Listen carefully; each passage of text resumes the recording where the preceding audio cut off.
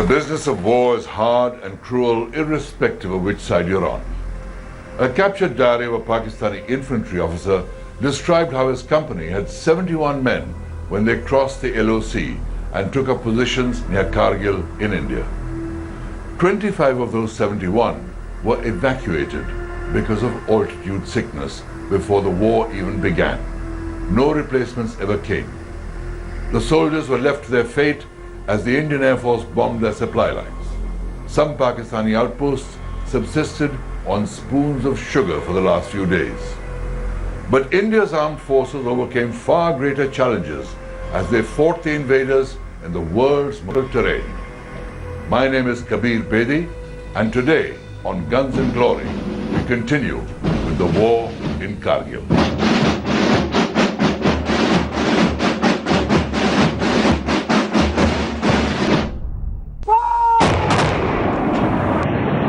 As the Indian Army and Air Force began operations in Kargil, the chief of the Pakistani Army, General Pervez Musharraf, went on an official visit to China. Between May 26th and May 29th, 1999, he had several conversations over the phone with his trusted chief of staff, Lieutenant General Mohammad Aziz. In one of them, General Aziz reported about a meeting chaired by Nawaz Sharif, at which the chiefs of the Pakistan Air Force and Navy complained to Sharif that Musharraf had kept them in the dark about the invasion of the Kargil heights. इस सारी operation की कामयाबी की बुनियादी वजह यही है कि इन्होंने लोगों को नहीं बताया।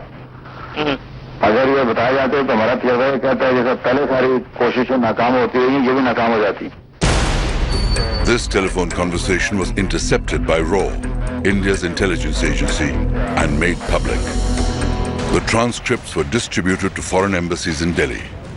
At once the world knew that from the beginning, Kargil had unquestionably been an operation of the Pakistan Army.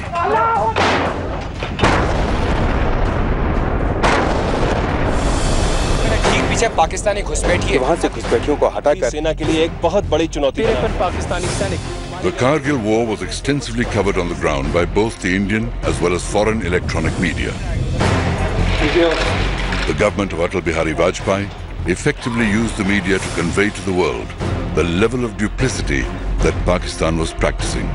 Access was given to the Indian media by the Vajpayee government, but the focus of the Vajpayee government really was, on the body bags, because they wanted to whip up this passion and frenzy. On the battleground, proof was there to see that those on top of the Kargil heights were no Mujahideen infiltrators, as claimed, but regular Pakistan Army units following commands issued by their Rawalpindi headquarters. Each deadly thrust up the treacherous terrain of Kargil by the Indian Army was broadcast for the nation to see. मेरे ठीक सामने उस पहाड़ी पर घुसपैठियों ने कब्जा जमा रखा है।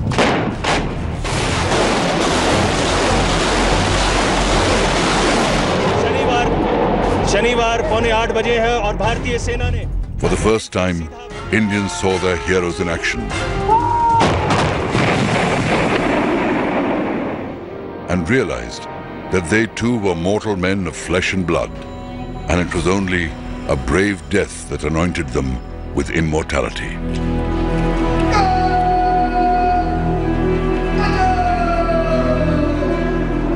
The people who won the Kargil war for us were really the junior officers and the mid-level officers. I would say even the senior leadership failed because they kept touting the official line that, it was some rats have come in, we'll be able to clear them in 48 hours. As we know, the war went on for over 2 months. The final assault to capture point 5140 began from different directions. 3 battalions, 1 each from the Garhwal Rifles, Jammu and Kashmir Rifles, and the Naga Regiment were given the task of evicting the Pakistanis. Captain Vikram Batra of the 13 JAK Rifles and his Delta Company were among those tasked with recapturing point 5140. Nicknamed Sher Shah for his unstinting courage, Captain Batra decided to attack from the rear to surprise the enemy. Vikram Batra's company and another company, Bravo company and Delta company, was supposed to go through and climb a vertical cliff face to point, this 5140, which was the most dominating height in that area. From there they could see for miles around, and tackling that was not a joke. They finally assaulted it from the cliff face. They actually crawled up the cliff, and the Pakistanis were so surprised. They never expected an assault from the side. They were firing from the direction of the gentler slope, this relatively gentler slope where they thought they would come up from. And the entire there was a fierce hand-to-hand fighting there. The entire Pakistani garrison was either killed, most of them fell to their deaths from that steep height in trying to get away. Inspired by the extraordinary courage of Captain Batra, the 13 JAK rifles charged the enemy position and captured point 5140 at 3:30 in the morning on June 20th, 1999. Once we took the Pakistanis off this, thereafter it was, the turning point of that war. It was the turning point of that war. They could not, their artillery observation post officers could not then bombard our lines of communication. The capture of point 5140 set in motion a string of successes like point 5100, point 4700, Junction Peak and 3 Pimples. Captain Batra led his men to even more glorious victories with the recapture of point 4750 and point 4875. One of their boys was hit badly and he was lying in the open and he was crying, "Somebody get me, somebody help me." So one of the JCOs of Vikram Singh, he said, "Sir, I'll get him." Vikram laid a hand on his shoulder and he said, "Tu baal bachedar hai, main shara hu. You are married. Look, I have nobody behind me." He went to get that boy out. He dragged him out, and as he had almost brought him to safety, that is the time the Pakistani sniper shot him through his chest. In the early hours of 7th July 1999, Captain Batra fell in battle while rescuing an injured officer during an enemy counterattack. He was awarded the nation's highest honor for gallantry, the Paramveer Chakra. Pakistan had thought that the scare of a nuclear war would force the Western powers to intervene. More importantly, Pakistan wanted Kargil to be linked to the bigger issue of Kashmir. But for once it seemed no one was ready to listen to Pakistan. The international community realized that Pakistan was playing a dangerous game. And even Pakistan's traditional allies, Turkey, the OIC, and even China, did not come out in support of Pakistan. In fact, Kargil bust the myth of an all-weather relationship existing between China and Pakistan. The Prime Minister of Pakistan, Nawaz Sharif, had been trying to get America to come out in support. The Pakistan Foreign Ministry kept up a constant litany of how India was violating the sanctity of the LOC. In my lifetime. But on June 15th, President Bill Clinton urged Nawaz Sharif to pull his troops out of Kargil. In the same statement, President Clinton praised India's restraint in keeping the war localized. The same United States of America, which wasn't looking at this region till 1998 when we went nuclear, had already started contacting the Vajpayee government. On June 17th, the Prime Minister's security advisor, Brajesh Mishra, went to Geneva to meet the G8 leaders and brief them about Kargil. He also handed over a letter from the Indian Prime Minister for the US President. The letter warned that India's patience was running thin and, if required, India would be forced to cross the LOC and take the war to Pakistan.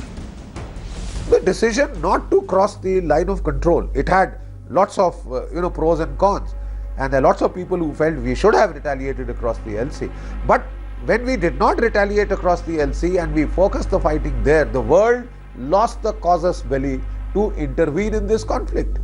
They could not intervene, and we took 2.5 months, but we methodically sorted them out. India's Vajpayee took the stand that we will not violate the line of control and we will not cross the line of control, and a lot of that was done in conjunction with the US.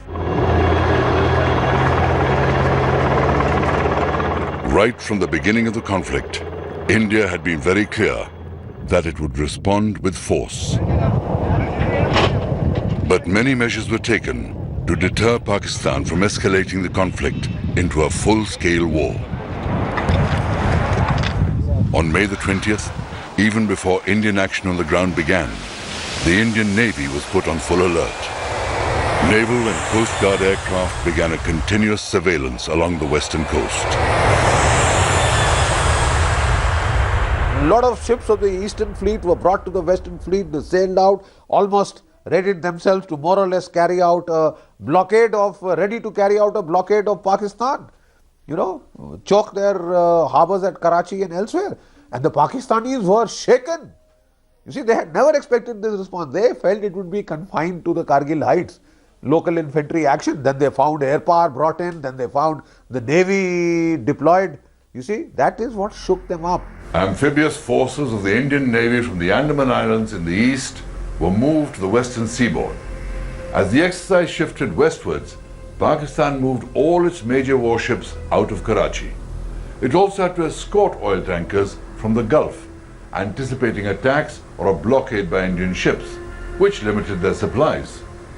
Prime Minister Nawaz Sharif later disclosed that at the time, Pakistan had just 6 days of fuel to sustain itself if a full-fledged war had broken out.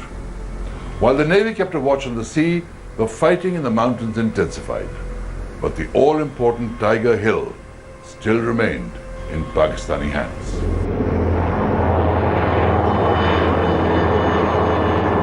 Tiger Hill stands 16,700 feet high, overlooking Dras. It is a massive feature, almost 1 kilometer wide at its base, and was formidably defended by the Pakistanis. The Pakistani Northern Light Infantry had taken positions on top of Tiger Hill, as well as on the high ridge that ran to its west. Several peaks south of Tiger Hill had also been occupied by the Pakistani soldiers, and these provided observation points of the surrounding valleys and ridgelines. Point 4460, a kilometer south of Tiger Hill, was within supporting range of the NLI's artillery mounted on Tiger Hill. The Tingle Nala divided the complex, and Hill 4875 and Point 4540 stood opposite Tiger Hill.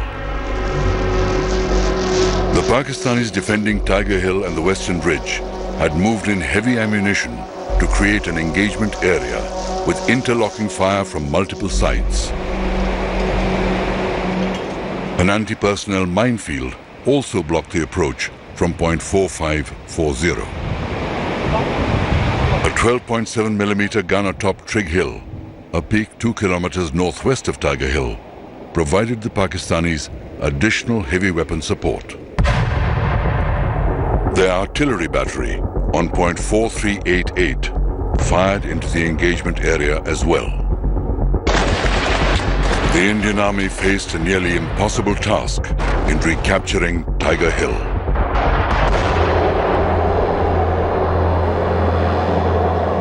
India had captured Point 4460 in late May, and this provided a base to direct fire onto Tiger Hill.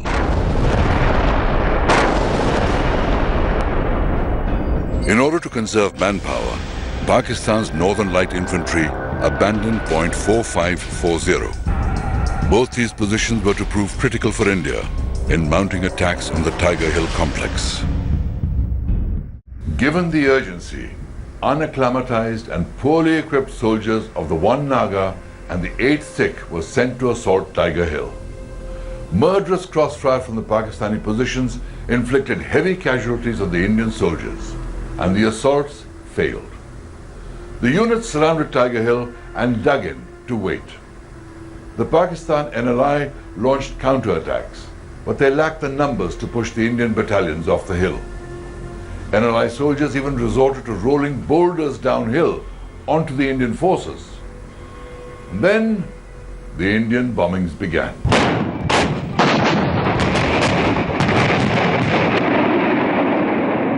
As India's massive bombardment began, it stretched the Pakistani positions to the limit. India continued pounding the forward slopes of Tiger Hill and the ridge. with as many as 1,200 rounds exploding every 5 minutes.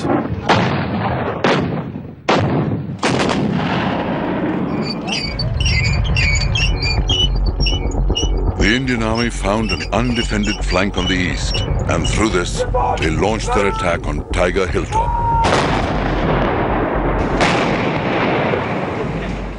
At the same time, a small raiding party penetrated Pakistan's line of defense on the western ridge.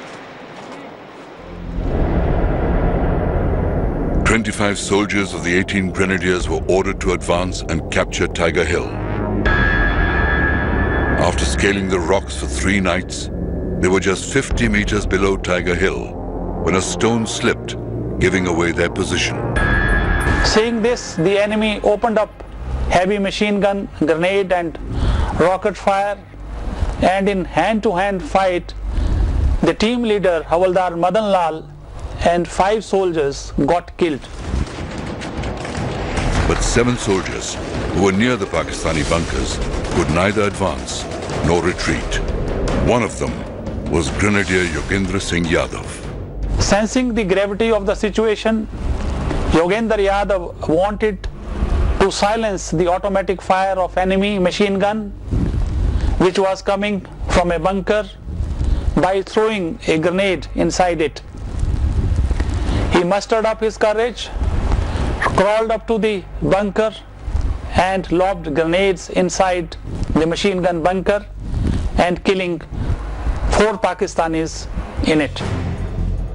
Yogendra Singh sustained 15 bullet injuries and was the sole survivor of the 7 soldiers of the 18th Grenadiers who stayed on to fight the Pakistanis. यहाँ पैर में हाथ में गोली मारी, last में उसने यहाँ पे गोली मारी। तो 3 दिन तो हो गए थे पहाड़ी में चलते चलते, पूरी पैंट फट चुकी थी पीछे से। तो पर्स रखा हुआ था यहाँ पर, पर्स में कुदरती तौर पर जो है गिलट के 5-5 रुपए के कई सिक्के थे। जब उसने गोली मारी तो वो सिक्के पे लगी तो रिकोचिट होगी गोली, तो मुझे एहसास लगा कि मैं मर गया। जब उसका दूसरा जवान बंदा साथी जो हमारे साथ पास आया वेपन उठाने के लिए, उसने मेरा AK-47 उठाया और वापस मुड़ा, तो मेरी एकदम आंखें खुली ऐसे जैसे नींद से जगा हूँ। अंदर से एक आया कि अब यार अभी तक नहीं मरा तब मरेगा भी नहीं।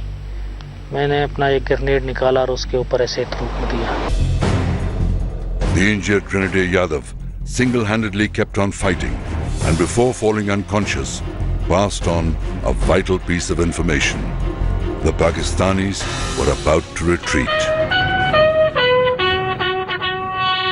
For his bravery, Yogendra Singh Yadav was awarded the Paramveer Chakra.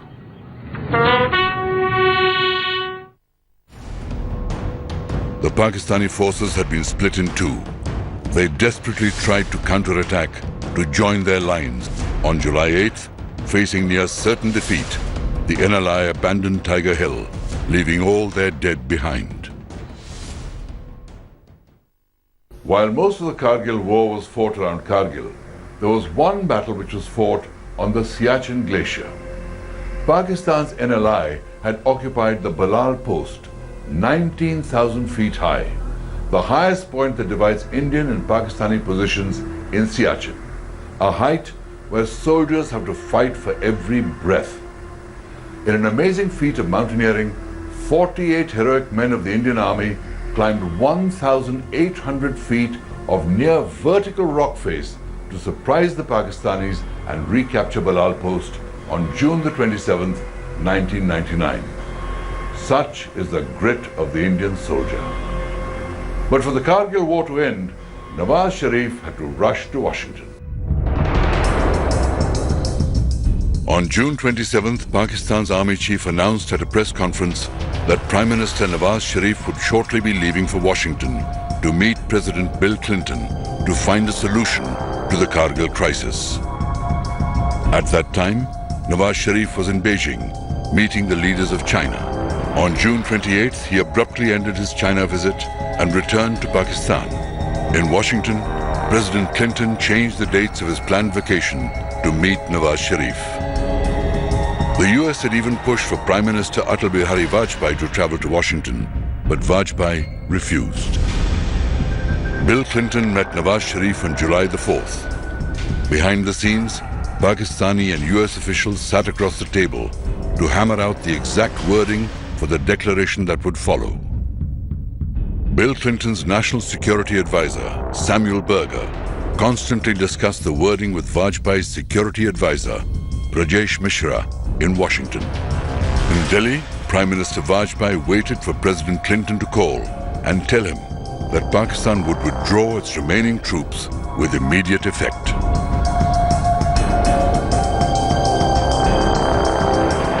By July 11th, the remaining units of the Northern Light Infantry began pulling back across the LOC as Indian bombardment continued. And Indian troops recaptured key peaks in the Batalik sector. India set a deadline of July 16th for all Pakistanis to return to their side of the line of control. On July the 12th, Nawaz Sharif went on television to explain to his people why Pakistan was retreating from Kargil. The war in Kargil officially ended on 26 July, but it had far-reaching consequences for the future.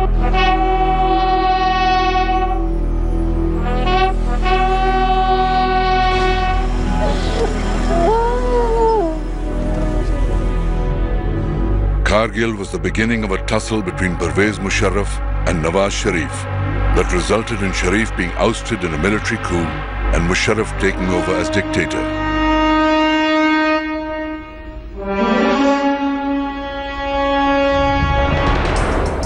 Today, the wheel has turned again, with Nawaz Sharif back in power and Musharraf being tried for treason. India learnt many lessons from Kargil. It ushered in long-term changes in the army's deployment and response strategy along the line of control. As the economy boomed, defense spending kept going up year after year. Kargil also made the Bofors guns legendary. And in Kargil, the Indian Air Force wrote the instruction manual for high-altitude air warfare. But war is war. And where there are guns and glory, there is also terrible death and suffering. We end this series with the idealistic hope that there are no more wars and that glory not depend on the barrel of a gun.